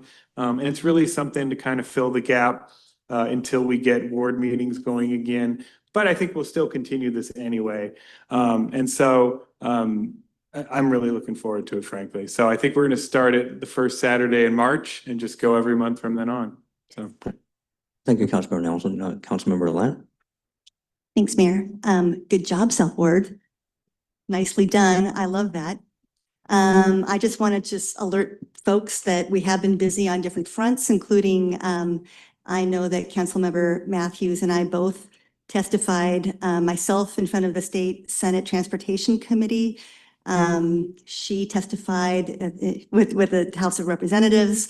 All about our need for increased ferry services and ferry line management. So we've been busy on that front. And again, we talked about those issues quite a bit yesterday in Olympia, making it known to our legislators that this is a big deal for our city. And just a note, I'm on day 27 of my duties here as a council member.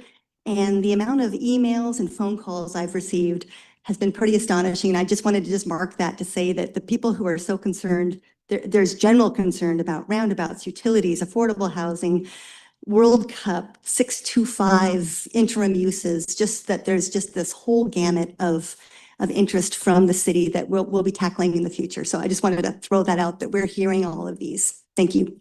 Thank you, Councilor Scheider. Thank you, Mayor. Last week, Wednesday evening, there was a very fun and productive, I thought, meetup sponsored by the Chamber of Commerce and the new BECU branch that's come to town.